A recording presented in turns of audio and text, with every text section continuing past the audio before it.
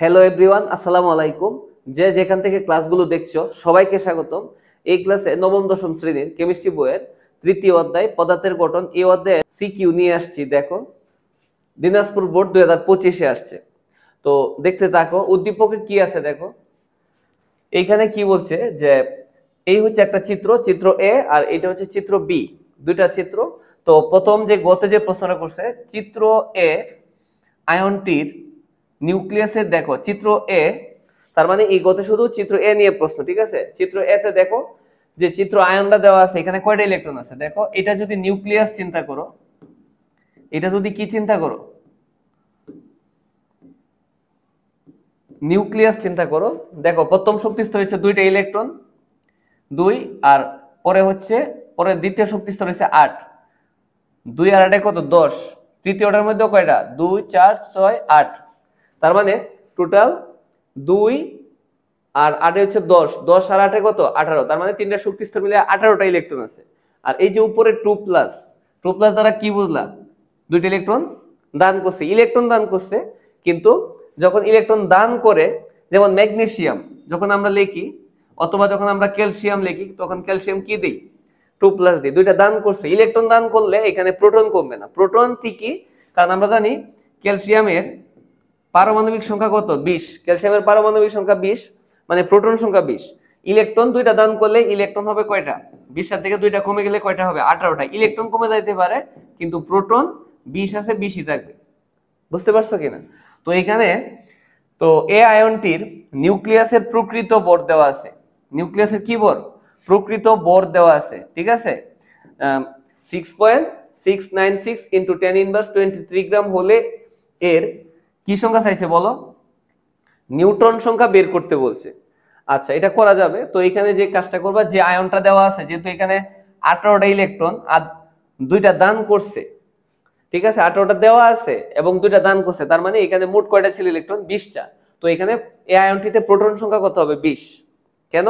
কারণ দুইটা দান করছে, ইলেকট্রন দুইটা দান করছে, কারণ 18 আরো দুইটা দান করছে, ঠিক আছে। মোট ইলেকট্রন আছে কয়টা 20টা ছিল, এর মধ্যে দুইটা দান করলে 18টা। এই হচ্ছে ভিতরে যে স্ট্রাকচারটা আছে, এটা হচ্ছে 18টা ইলেকট্রন। আর 2 প্লাস মানে কি, কয়টা দান করছে, দুইটা দান করছে। তো দুইটা যদি ইলেকট্রন দান কমছে, দান করে দিছে মানে ইলেকট্রন কমছে, কিন্তু এখানে প্রোটন কিন্তু 18 আর 2 কত 20ই হবে। তো এখানে যে নিউট্রন সংখ্যা বের করতে বলছে, আমাদের ফার্স্ট কাজ হচ্ছে যে এ আয়নে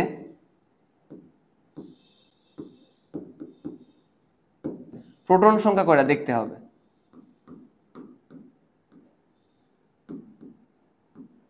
প্রোটন সংখ্যাকে আমরা কি দ্বারা প্রকাশ করব, পি।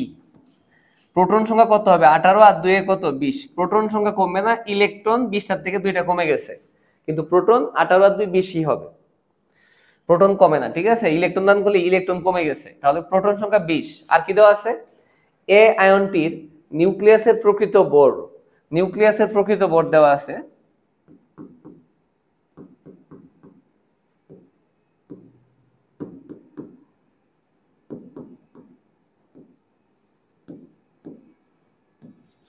নিউক্লিয়াসের প্রকৃত ভর কত দেওয়া আছে দেখো, 6.696 ইন্টু 10⁻23 গ্রাম, ঠিক আছে।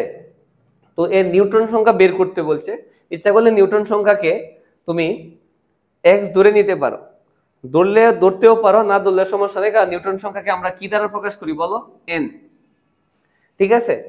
তো এখানে আমরা যে কাজটা করব, এখানে এটা লিখে দিতে পারো যে আমরা জানি, অথবা এখানে যে সূত্রটা একটু মনে রাখো।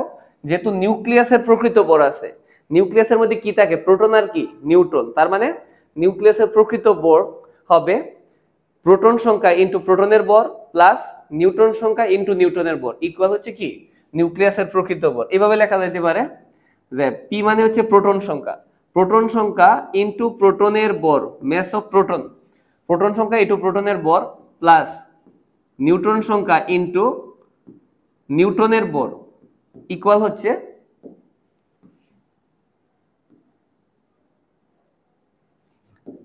নিউক্লিয়াসের প্রকৃত ভর।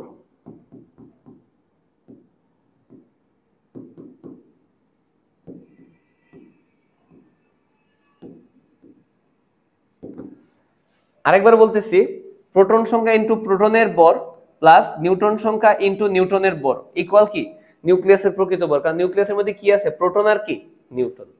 তো এইখানে একটু বোঝার চেষ্টা করো, পি হচ্ছে প্রোটন সংখ্যা, প্রোটন সংখ্যা কত 20 প্লাস মাস অফ প্রোটন, মানে পি হচ্ছে প্রোটন সংখ্যা আর যেটা এমপি দেখতেছো সেটা হচ্ছে মাস অফ প্রোটন, প্রোটনের ভর। প্রোটনের ভর আমরা সবাই মুখস্থ জানি 1.673 ইন্টু 10 ইনভার্স 24, ঠিক আছে, প্লাস এন, এন কিন্তু নিউটন সংখ্যা, নিউটন সংখ্যা আমি জানি না, এটা বের করব, এনটা বের করব।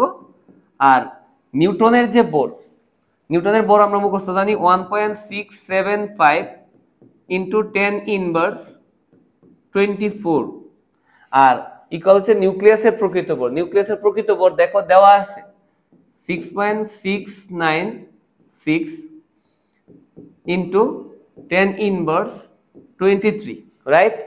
তো জাস্ট মানটা বসায় দিলাম। এইখানে আমরা যে কাজটা করব একটু বোঝার চেষ্টা করো। এখানে এই যে এই এন এর মানটা কিন্তু প্রয়োজন, তাহলে এই পার্টটা রেখে দাও, ঠিক আছে? যেহেতু আমাদের এন এর মানটা লাগবে, এই অংশটা রেখে দাও। তাহলে এন ইন্টু 1.675 ইন্টু 10 ইনভার্স কত 24 ইকুয়াল আছে 6.696 ইন্টু 10 ইনভার্স 23। একটু বোঝার চেষ্টা করো, যেহেতু নিউটন সংখ্যা বের করতে হবে এন এর মান, এই জন্য এন এর পার্টটুকুকে রেখে দিছি, আর এইটুকু যা আছে, হ্যাঁ দেখো এই অংশটুকুকে রেখে দিছি বাম দিকে, আর এই অংশ যা আছে, আর এই যে এই অংশটুকু, এই টোটালটা কিন্তু এদিকে প্লাস, ওই দিকে গেলে কি হবে মাইনাস হবে, মাইনাস 20 ইন্টু 1.673 ইন্টু 10 ইনভার্স 24, ঠিক আছে? তাহলে এন এর মান যেহেতু প্রয়োজন এই জন্য এই অংশটা রেখে দিলাম, এই অংশ তো ঠিকই আছে, এই টোটালটা এদিকে প্লাস, ওই দিকে গেলে কি হবে মাইনাস।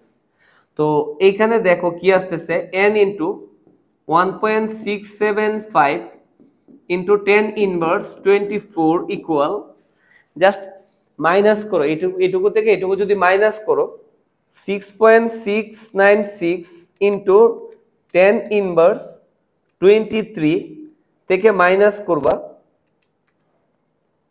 20 ইন্টু 1.673 ইন্টু 10 ইনভার্স 24, যদি মাইনাস করো এখানে আসছে 3.35 ইন্টু 10 ইনভার্স 3, ঠিক আছে? তো এখন জাস্ট কি রাখবা এন, এন যদি রেখে দাও এইটুকু উপরে থাকবে, রাইট?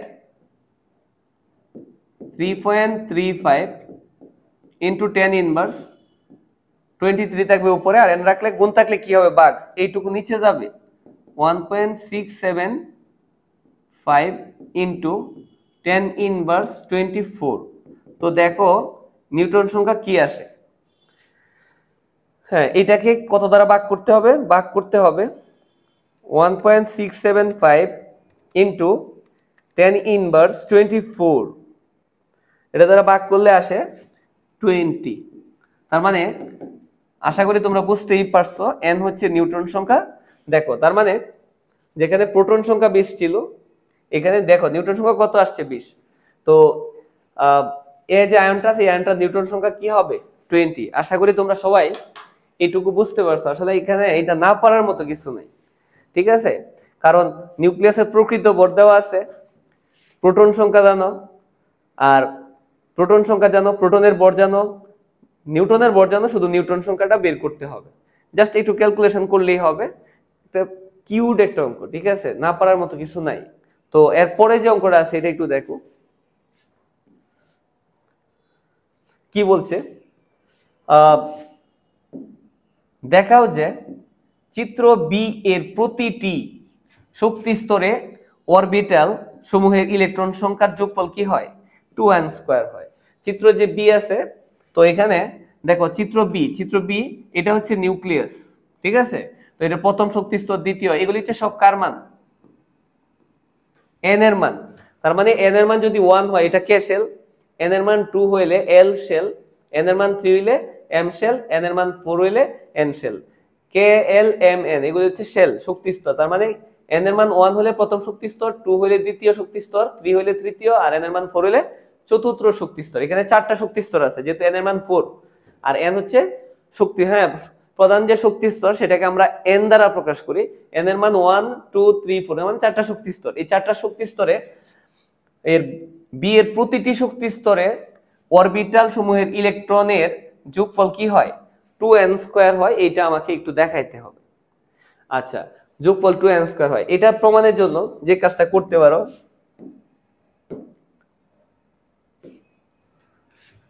দেখো এটা একটা বক্স করে নিলে সুবিধা হয় আর কি। কি কি লাগবে দেখো, প্রথম লাগবে হচ্ছে প্রধান শক্তি স্তর, যেটা হচ্ছে এন এর একটা মান লাগবে, এন। তারপরে যেটা লাগবে এল এর মান লাগবে, সহকারী যে শক্তি স্তর এল এর মান, ঠিক আছে। তারপরে লাগবে অরবিটালের নাম, কিসের নাম, অরবিটাল, অরবিটালের নামের জন্য একটা লাগবে, এবং অরবিটালের প্রতীক। আর আরেকটা লাগবে হচ্ছে অরবিটালের মোট ইলেকট্রন সংখ্যা, আরেকটা হচ্ছে কি শক্তি স্তরের মোট ইলেকট্রন সংখ্যা, ঠিক আছে। এটা একটু বড় করে বক্সটা করতে পারো। দেখো কি কি লাগবে এই অংশে, একটু বোঝার চেষ্টা করো। এখানে লাগবে প্রধান যে শক্তি স্তর, এখানে এক নম্বর লাগবে হচ্ছে শক্তি স্তর। শক্তি স্তরকে আমরা কি দ্বারা প্রকাশ করি, এন। তারপরে লাগবে এল এর মান, যেটা উপশক্তি স্তর, যেটা এভাবে লিখে দিতে পারো যে এল এর মান লাগবে। তারপরে লাগবে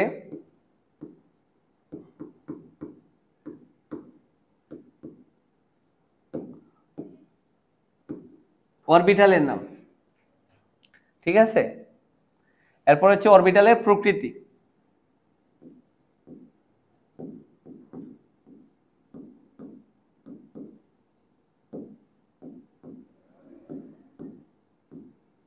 অরবিটালের প্রতীক, এইটা লাগবে। তারপরে হচ্ছে অরবিটালে মোট ইলেকট্রন সংখ্যা, হ্যাঁ, অরবিটালের মোট ইলেকট্রন সংখ্যা, অরবিটালের মোট ইলেকট্রন সংখ্যা সূত্রটা জাস্ট লিখে দিই, তোমরা লিখে দিও। অরবিটালের মোট ইলেকট্রন সংখ্যা, এটা সূত্র হচ্ছে 2 × 12 + 1, আর এটা হচ্ছে শক্তি স্তরের মোট ইলেকট্রন সংখ্যা, সূত্র কি, 2n²। তো এই জিনিসগুলি লাগবে প্রত্যেকটা শক্তি স্তরে। যদি তুমি অরবিটালের যে ইলেকট্রনগুলি যোগফল 2n² আছে এটা প্রমাণ করার জন্য প্রথম কি লাগবে, প্রথম যে বক্সটাতে লাগবে প্রধান শক্তি স্তর, যেটা এন এর মান লাগবে, যেহেতু এখানে 4টা শক্তি স্তরের কথা বলছে। সহকারী শক্তি স্তর, যেটা এল এর মান লাগবে। এরপরে এল এর মান দিয়ে আমরা অরবিটালের নাম বের করবো, এবং অরবিটালের নাম থেকে আমরা অরবিটালের প্রতীকটা নিয়ে আসবো, ঠিক আছে। তো এরপরে যেটা করব, 2 × 12 + 1, এটা হচ্ছে অরবিটালের মোট ইলেকট্রন সংখ্যা। এখানে লিখে দিয়ে অরবিটালের মোট ইলেকট্রন সংখ্যা, আর এখানে লিখে দিবা অরবিটালের মোট ইলেকট্রন সংখ্যা, আর এখানে কি লিখে দিবা, যে শক্তি স্তরের মোট ইলেকট্রন সংখ্যা, ঠিক আছে। তো আমরা একটা কাজ করি, এটা হচ্ছে প্রথম শক্তি স্তর, চিন্তা করো প্রথম শক্তি স্তর। আর এটা চিন্তা করো দ্বিতীয় শক্তি স্তর, দ্বিতীয় শক্তি স্তর আবার এখানে পার্ট হবে। এরপর চিন্তা করো, এটা চিন্তা করো তৃতীয় শক্তি স্তর,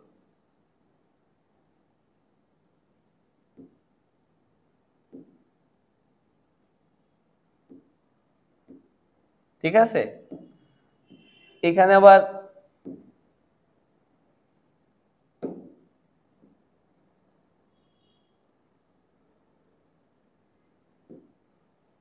একটু দেখো,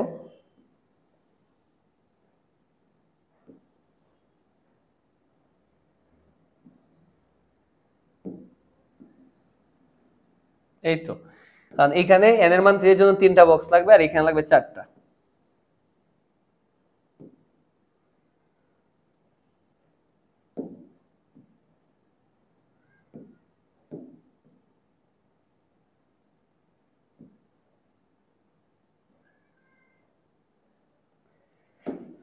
ঠিক আছে, তো এখানে একটু দেখতে থাকো যে n এর মান হচ্ছে 1 প্রথম শক্তি স্তর, n এর মান 2 দ্বিতীয় শক্তি স্তর 3, আর এখানে হচ্ছে 4, কারণ চারটা শক্তি স্তর। এখানে টোটালি কয়টা শক্তি স্তর আছে? চারটা। দেখো হ্যাঁ 1 থেকে 4 পর্যন্ত চারটা শক্তি স্তর। প্রত্যেকটা শক্তি স্তরে দেখো, তোমরা এটা জানো কিনা যে n এর মান 1 হইলে l এর মান হয় 0, ঠিক আছে 0। আর n এর মান যদি 2 হয় l এর মান হয় 0 1। n এর মান যদি 3 হয় l এর মান হবে 0 1 2। আর n এর মান যদি কি হয় 4 হয় তো l এর মান হবে 0 1 2 3। আসলে l এর মান কিভাবে বের করে? l এর মান হচ্ছে, l এর মানটা বের করতে হয় 0 থেকে n - 1। l এর মান কিভাবে বের করতে হয়? 0 থেকে n - 1। দেখো প্রথমটা l এর যে মান বের করছো, n এর মান কি? n এর মান হচ্ছে 1। তো 0 থেকে n এর মান যদি 1 বসা, 1 থেকে 1 গেলে কি থাকবে? 0 থেকে 0 মানে l এর মান 0। এখানে দেখো n এর মান কি আছে? 2। n এর মান যখন 2 বসাইবা 2 - 1 তখন কি হবে? 0 থেকে 2 1 গেলে কত? 1। 0 থেকে 1, 0 থেকে 1 মানে কি? 0 1, ঠিক আছে। আবার একটু বোঝার চেষ্টা করো, n এর মান যখন কত বসাইবা? n এর মান যখন 3 বসায় দিবা, 3 যখন 3 বসাইবা 3 - 1, তার মানে 0 থেকে 3 - 1 মানে কি? 2। 0 থেকে 2 পর্যন্ত, 0 থেকে 2 পর্যন্ত কি? 0 1 2। 0 থেকে 2 পর্যন্ত হচ্ছে 0 1 2। সেম ভাবে যখন এখানে কত বসাইবা? n এর মানটা 4 বসাইবা, রাইট? এখানে দেখো কত বসাইছি? n এর মান 4। যখন এখানে 4 বসায় দিবা তখন কি পাইবা একটু দেখো, কত থাকবে? 3। তার মানে 0 থেকে 3, 0 1 2 3, ঠিক আছে। তো l এর মান যদি n হচ্ছে প্রধান শক্তি স্তর, কেউ যদি n এর মান পারে তাহলে সে অবশ্যই l এর মান পারবে এই সূত্র দিয়ে। l এর মান বের করার সূত্র হচ্ছে 0 থেকে n - 1, ঠিক আছে। তো এরপরে দেখতে থাকো, অরবিটালের ক্ষেত্রে যেটা করতে হয় একটু মনে রাখতে হবে। এখানে অরবিটাল l এর মান যদি, শোনো কিভাবে বের করবা, l এর কি কি মান হইতে পারে? 0 1 2 3। দেখো l এর মান সর্বোচ্চ কি পর্যন্ত আসছে? 3 পর্যন্ত। l এর মান হতে পারে 0 1 2 3, 0 1 2 3। 0 এর জন্য s অরবিটাল, 1 এর জন্য p, 2 এর জন্য d এবং 3 এর জন্য কি? f। প্লিজ একটু মনে রাখো কিন্তু যে l এর মান হচ্ছে 0 1 2 3। এখন কোন মানের জন্য কোন অরবিটাল হবে? l এর মান 0 হইলে s অরবিটাল, 1 হইলে p অরবিটাল, 2 হইলে p, 3 হইলে কি অরবিটাল? f। তো দেখো প্রথমটার ক্ষেত্রে l এর মান 0, l এর মান 0 মানে কি অরবিটাল? s। এরপরটার মধ্যে দেখো l এর মান 0, 0 এর জন্য হচ্ছে s, l এর মান কি? 1, l এর মান 1 এর জন্য কি অরবিটাল? p। আবার দেখো 0 এর জন্য কিন্তু s, 1 এর জন্য কি? p। আর এই যে 2, l এর মান 2 হইলে d। দেখো এই যে 2, এটা কার মান? 2 হইছে l এর মান, l এর মান 2 হইলে d অরবিটাল। আবার l এর মান কি হইছে দেখো, 0 এর জন্য s, 1 এর জন্য p, 2 এর জন্য d, 2 এর জন্য কিন্তু d। l এর মান 2 হইলে হবে d, আর l এর মান 3 হইলে কি হবে? f। l এর মান যদি কি হয়? 3 হয়, সেই ক্ষেত্রে কি হবে? 3 হইলে হবে f হবে, ঠিক আছে। এই হচ্ছে অরবিটালের নাম। এর সাথে যেটা করবা একটু বোঝো, এখন জাস্ট এগুলিতে কি থাকবে দেখো, n এর মান কি? 1, 1 টি কি থাকবে? জাস্ট অরবিটালের যে প্রতীক 1 টি কি থাকবে? 1 এর সাথে কি বসায় দিবা? s। দেখো এই যে sp, এটা কয় নাম্বার শক্তি স্তর? 2 নাম্বার। তার মানে এখানে হবে 2s 2p, কারণ এটা হচ্ছে 2 নাম্বার শক্তি স্তরে, ঠিক আছে 2। তাহলে এই sp দুইটা অরবিটাল হচ্ছে 2 এর আন্ডারে, তো এখানে হবে 2s 2p। দেখো এই যে তিনটা অরবিটাল আছে, এটা কার? 3 এর আন্ডারে, রাইট? তৃতীয় শক্তি স্তর, তো এখানে হবে 3s 3p 3d, 3s 3p 3d। Same এইখানে যে চারটা অরবিটাল আছে কার আন্ডারে আছে? চতুর্থ শক্তি স্তর। তো কি হবে? 4s 4p 4d 4f, 4s 4p 4d 4f। কি বুঝতে পারছো কিনা? এরপরে আমরা যে কাজটা করব,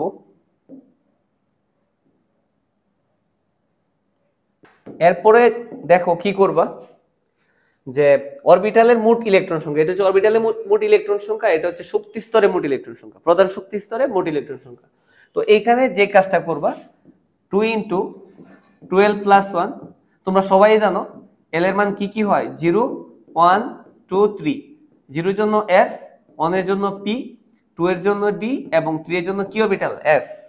দেখো প্রথম যেটা করবা, 1s যে অরবিটাল আছে, এই 1s অরবিটালের মধ্যে মোট ইলেকট্রন সংখ্যা কয়টা হবে 1s এর মধ্যে। এখানে যে কাজটা করবা, 2 3 কি থাকবে, 2 ইনটু কার মান বসাইতে হবে, l এর মান কি, দেখো 1s, s এর জন্য l এর মান হচ্ছে 0, 0 প্লাস 1, তার মানে 2 এর 0 0 0, আর এখানে কি থাকবে 1, তো একসাথে করলে কি হবে 1 2 একে 2, তার মানে 1s অরবিটালে মোট ইলেকট্রন কয়টি থাকবে, কারণ 0 আর 1 যোগ করলে তো একই, 2 একে 2। ঠিক আছে, সেম ভাবে যদি তুমি 2s যে অরবিটাল s থাকলেই, কারণ এই সূত্রের মধ্যে দেখো 2 ইনটু 12 প্লাস 1, এখানে l এর মানটা, কারণ এখানে দেখো এই অরবিটাল যেহেতু 2s, s এর জন্য l এর মান কি হবে 0 হবে, 0 বসাইলে এইখানেও কি আসবে 2 আসবে। ঠিক আছে, 2 আসবে।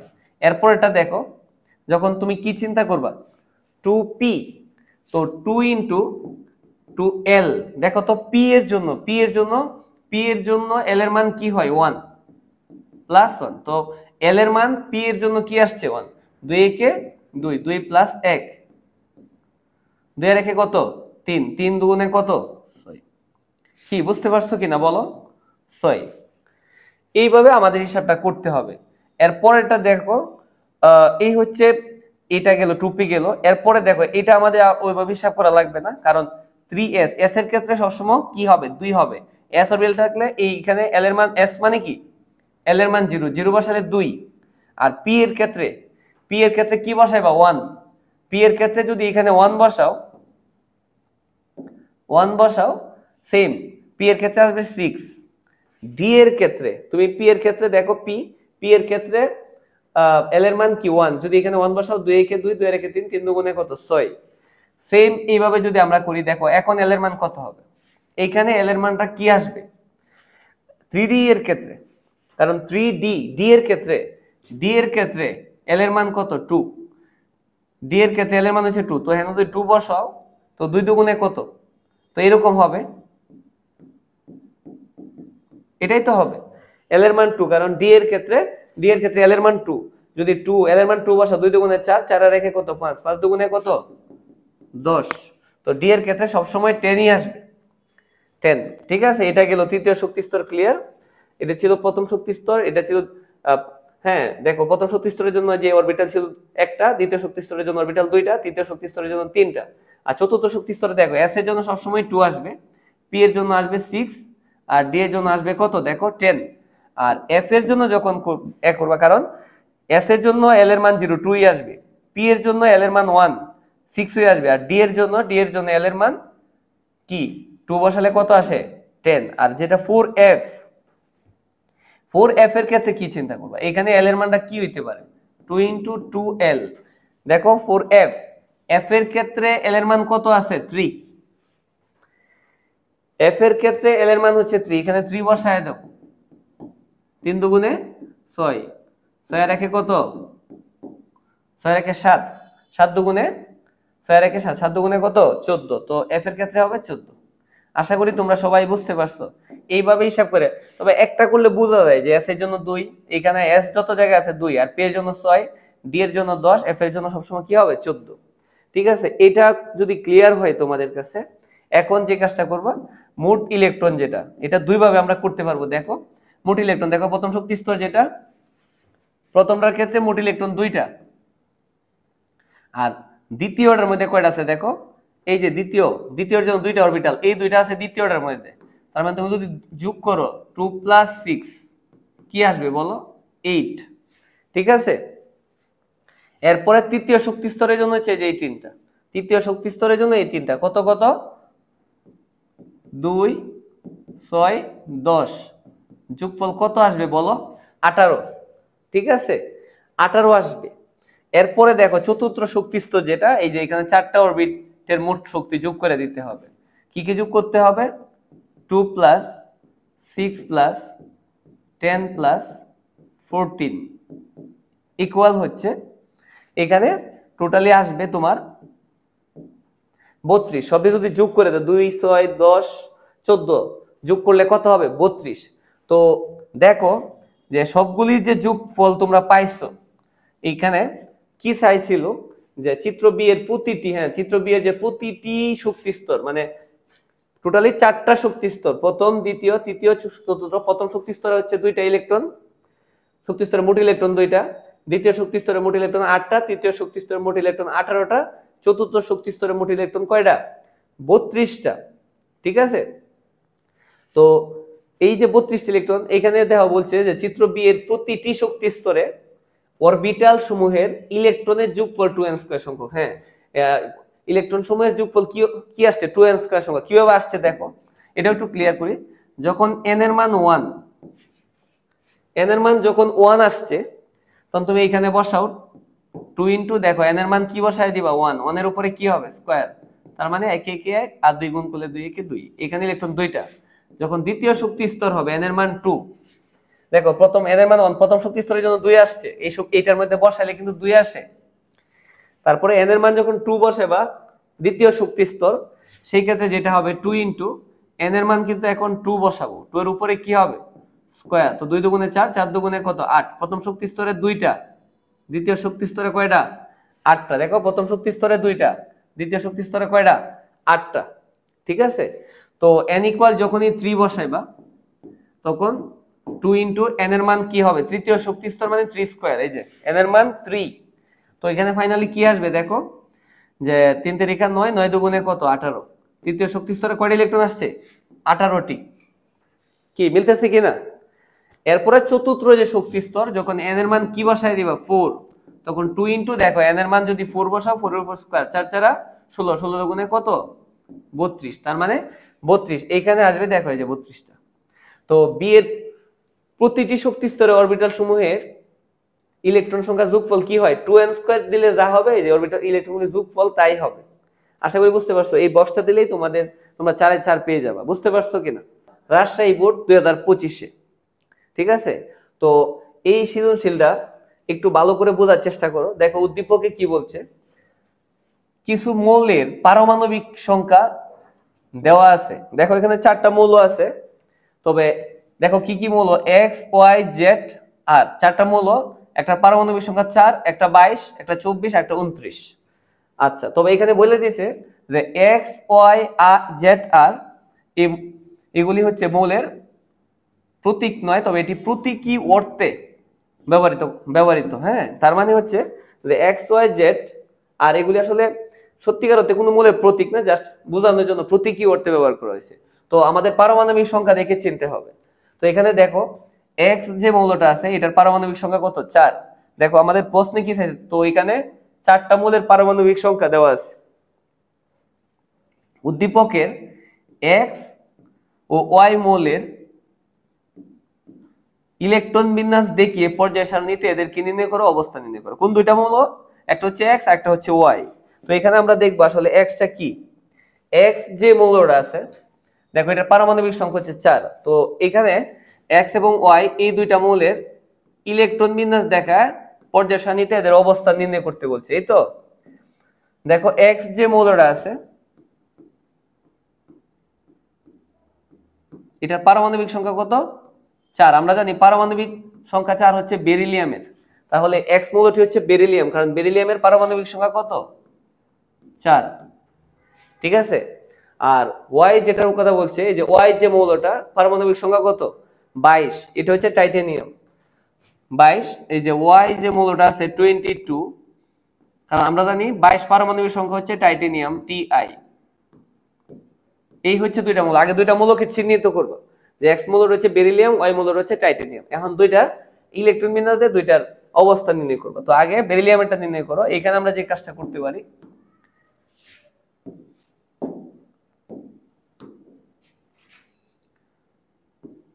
পর্যায় সারণীতে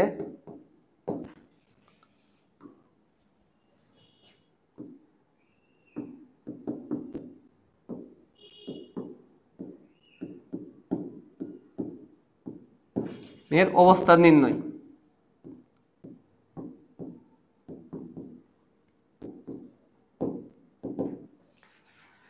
তো বেরিলিয়ামের অবস্থান যদি নির্ণয় করো পর্যায় সারণীতে, বেরিলিয়ামের পারমাণবিক সংখ্যা কত?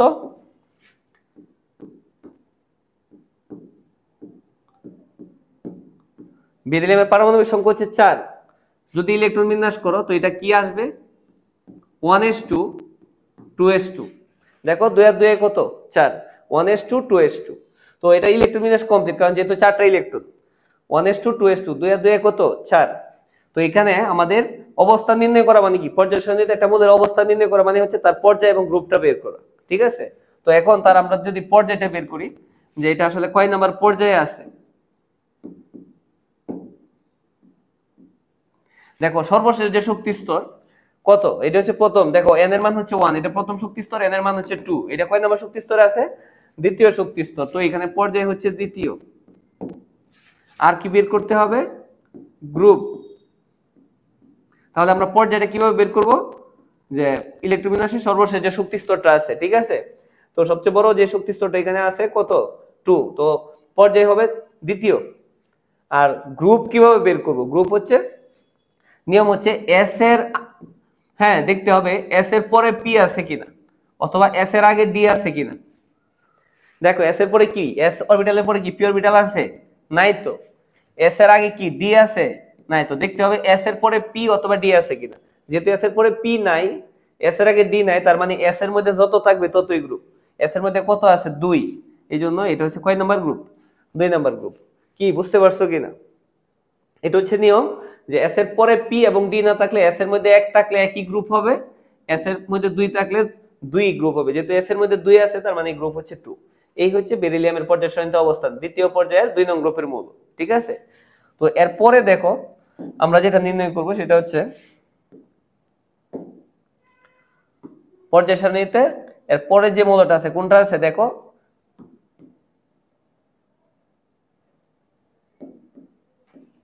জাস্ট বেরিলিয়ামের জায়গায় কি হবে? তো বেরিলিয়াম তো বুঝতেই পারছো পর্যায় সারণীর দ্বিতীয় পর্যায়ে দ্বিতীয় মৌল, দ্বিতীয় পর্যায়ে 2 নং গ্রুপের মৌল। আর পর্যায় সারণীতে টাইটেনিয়াম যেটা পারমাণবিক সংখ্যা কত? টাইটেনিয়ামের ইলেকট্রন বিন্যাস, এটার পারমাণবিক সংখ্যা হচ্ছে 22। তো ইলেকট্রন বিন্যাসটা যদি করি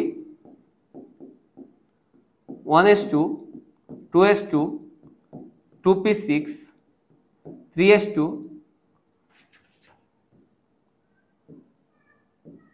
3d 4s। তো দেখো দেখো অলরেডি কত এসে বসে এখানে। টাইটেনিয়াম হচ্ছে 22, 2 আর 2 4, 4 আর 6 10, 10 আর 2 কত? 12। এরপরে হবে 3p6 18, 3d 4s। তো ফাইনালি এখানে আমরা কাকে কত দিব একটু বোঝো। যেহেতু এখানে 4 10 12 আছে, কত? 18। 18 হয়ে গেছে, 22 হওয়ার জন্য আর কত দরকার? 4 দরকার। তো 18 পরে এখন দেখো ডি তে কিন্তু 10টা দেওয়া যাবে, আর এস এ কয়টা দেওয়া যাবে? 2টা। তো এখানে আমরা যেটা করব, এস এ সর্বোচ্চ কয়টা ইলেকট্রন নেয় এটা একটু বোঝার বিষয়। এস এ সর্বোচ্চ নেয় 2টা, ডি দেখো এস এ সর্বোচ্চ কয়টা ইলেকট্রন নেয়? 2টা, পি তে নেয় 6টা, ডি তে হচ্ছে 10টা, আর এফ এ কয়টা বলো? 14টা।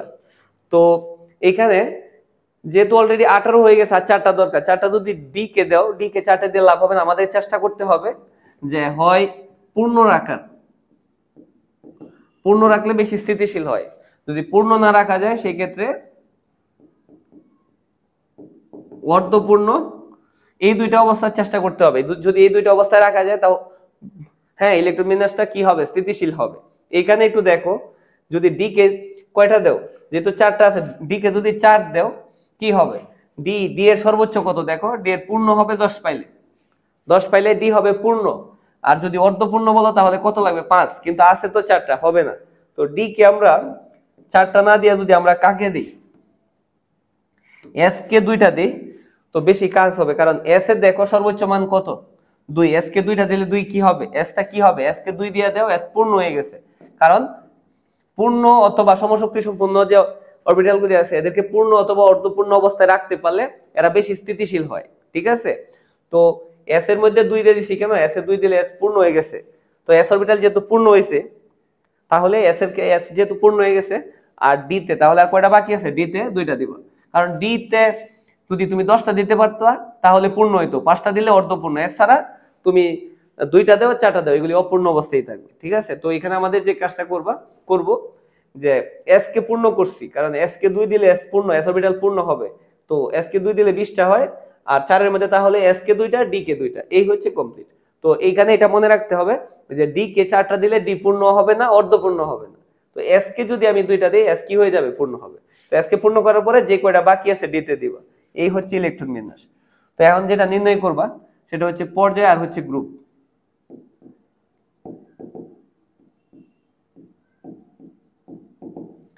পর্যায় দেখো সর্বশেষ শক্তি স্তরটা কি, 4। তো এটা হচ্ছে চতুর্থ পর্যায়।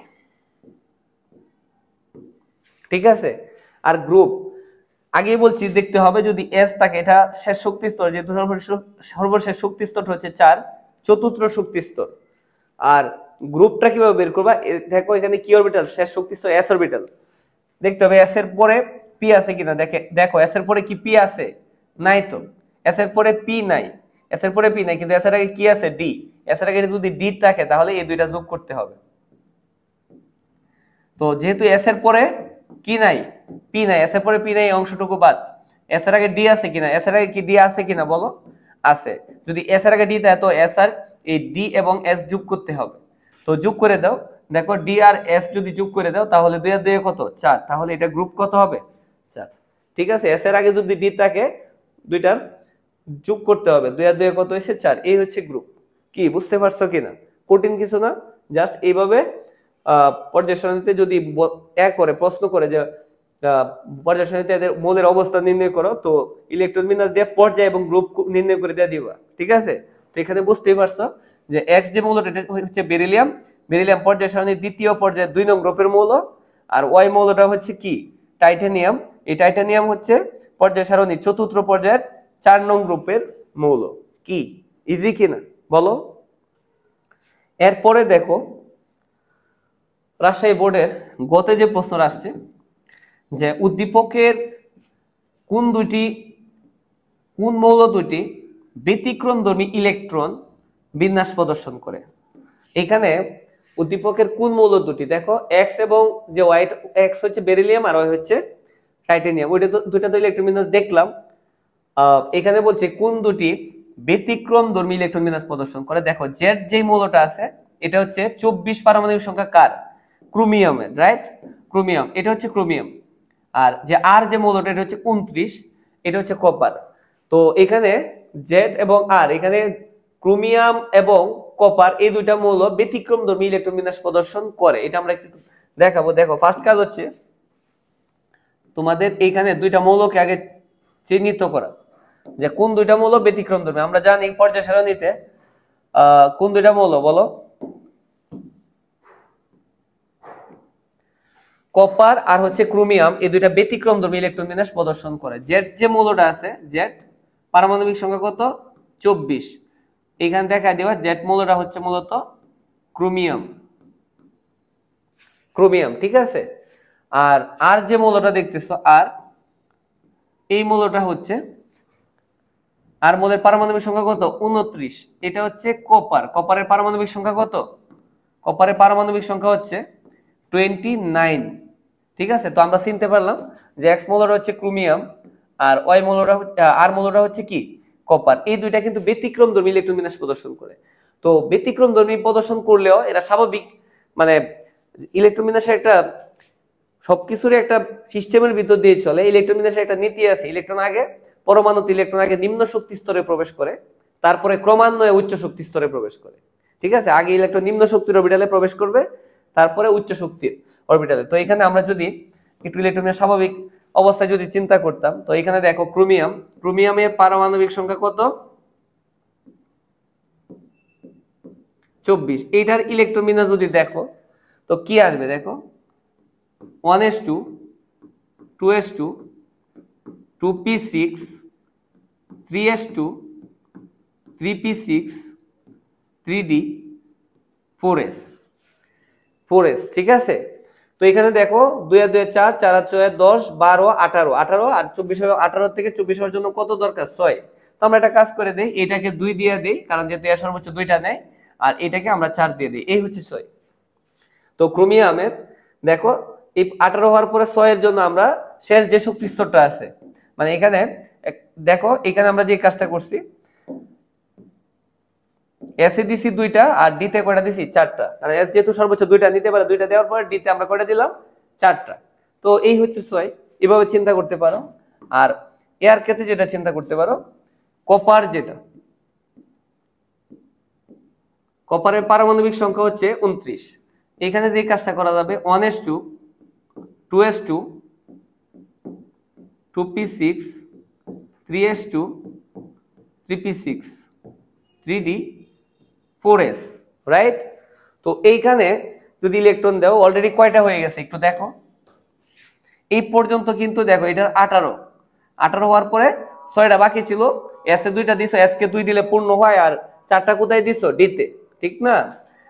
কপারের ক্ষেত্রে যেটা করবে দেখো এই পর্যন্ত অলরেডি 18 হয়ে গেছে কিন্তু, তো যেহেতু 18 হয়ে গেছে, তো 18 থেকে 29-এ গেলে আমার কয়টা লাগে, 18 থেকে যদি আমি 29-এ যাই, তো এখানে আমার 18 হয়েছে, 29-এ গেলে আমার আরো 11টা ইলেকট্রন লাগে।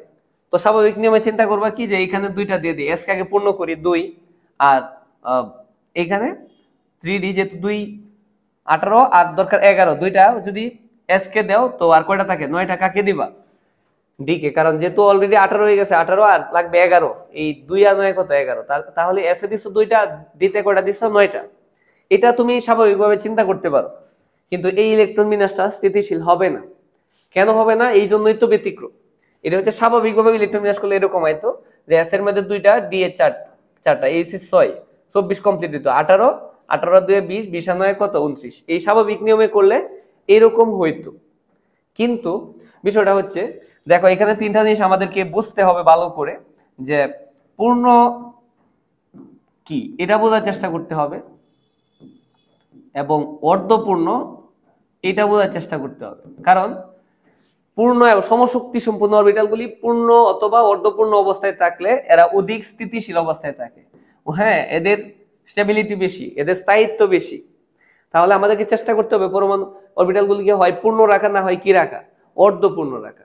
দেখো ডি এর ক্ষেত্রে কি হয়, যদি ডি এর ক্ষেত্রে চিন্তা করো, যে অরবিটালগুলি আছে এস পি ডি এফ, তোমরা জানো এস এর সর্বোচ্চ কয়টা ইলেকট্রন, 2টা, পি তে 6টা, ডি তে 10টা, আর এফ হচ্ছে কতটা 14টা, রাইট? তো এইখানে একটা জিনিস চিন্তা করে দেখো যে স্বাভাবিকভাবে যদি করতা এই পর্যন্ত 18 আর 6টা দিলে 24 হইতো, আর এই পর্যন্ত 18 2 আর 9 দিলেই 29 হইতো, স্বাভাবিকভাবে এরকম হইতো। কিন্তু যে সমস্যাটা হইতেছে একটু দেখো ডি, দেখো ডির ক্ষেত্রে কি করা যেতে পারে, ডিতে ডি সর্বোচ্চ কয়টা পাইলে পূর্ণ হয়, ডি যদি 10টা পাইতো ডি এর ক্ষেত্রে পূর্ণ হইতো, আর যদি বলো অর্ধপূর্ণ তো কয়টা পাইতো 5টা।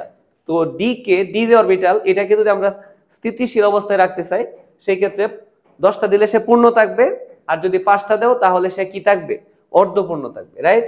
তো এখানে দেখো ডি কে কয়টা দেওয়া হয়েছে 4টা, তো একজনকে পূর্ণ করা হয়েছে, আর একজনকে কি, ডি কে যদি 4 দেও তাহলে সে পূর্ণ হবে না, অর্ধপূর্ণ হবে না। তো এখানে যে কাজটা করতে হবে, ডি কে যদি তুমি 5 দিতা, তো ডি কে 5 দিলে ডি কি হইতো, অর্ধপূর্ণ হইতো, কারণ ডি এর 10 পাইলে পূর্ণ, 5 পাইলে অর্ধপূর্ণ। ডি কে যদি 5টা দিতা অর্ধপূর্ণ হইতো, আর এস কে 2 এর জায়গায় যদি একটা দিতা এস ও কি হইতো, অর্ধপূর্ণ হইতো।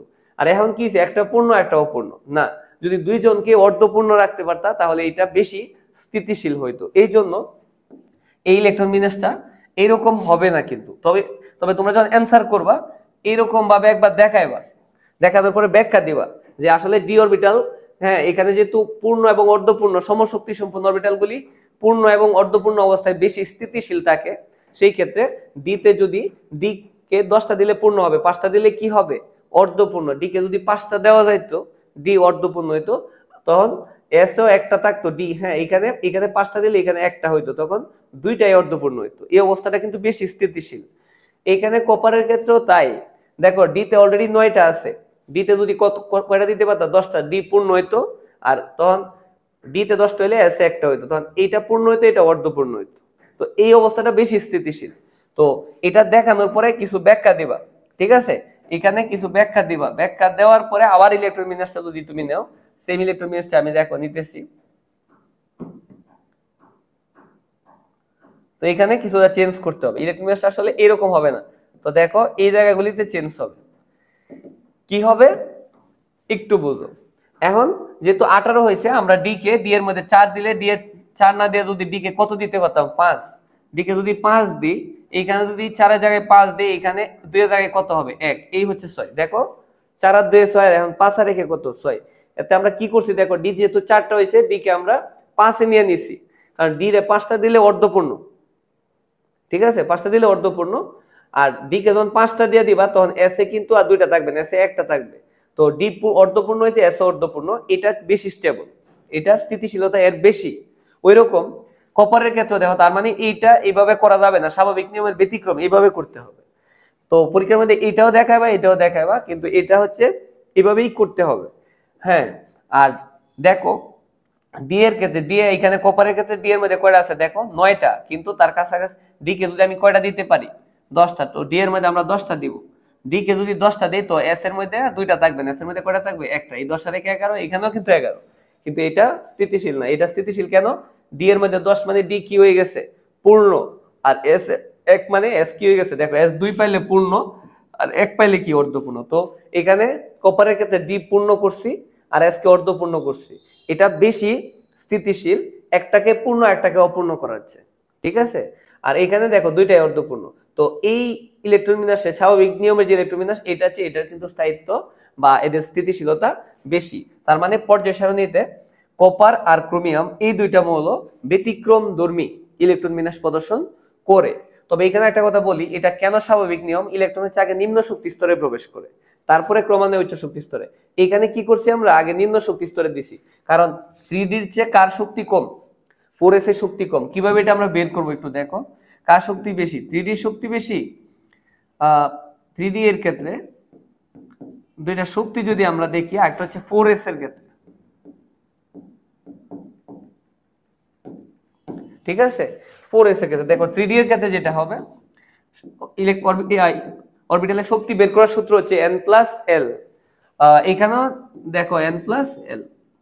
তো এখানে n এর মান কত দেখো 3, n এর মান 3, আর l এর মান d এর জন্য হচ্ছে 2। তো দুইটা যোগ করলে কত আসে 5।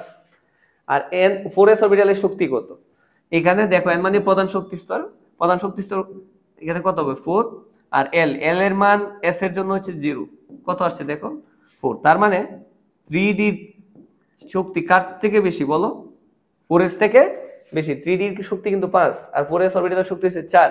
3D শক্তি কার থেকে বেশি, 4s থেকে বেশি। তার মানে 3D হচ্ছে উচ্চ শক্তির অরবিটাল, আর 4s হচ্ছে নিম্ন শক্তির অরবিটাল। আমরা জানি ইলেকট্রন আগে নিম্ন শক্তিতে প্রবেশ করে, এই জন্য s এ দুইটা করে দিয়েছি, তারপরে s কমপ্লিট হওয়ার পরে d তে দিয়েছি। এটাই স্বাভাবিক নিয়ম, ইলেকট্রন আগে নিম্ন শক্তি স্তরে যাবে, আগে 4s এ যাবে, তারপর 3D তে। কিন্তু এইখানে ব্যতিক্রম হয়েছে, কারণ যদি এইভাবে দিতে থাকে, আগে নিম্ন শক্তি স্তরকে পূরণ করে উচ্চ শক্তি স্তরে আসি, সেই ক্ষেত্রে কি হয়, এখানে পূর্ণ এবং অর্ধপূর্ণ মানে স্থিতিশীলতার একটা বিষয় এখানে হ্যাঁ মিসিং হয়ে যায়, এই জন্য এই কাজটা আমাদের করতে হয়েছে, ঠিক আছে। তো আশা করি তোমরা বুঝতে পারছো। আজকের ক্লাসটা এই পর্যন্তই, আল্লাহ হাফেজ।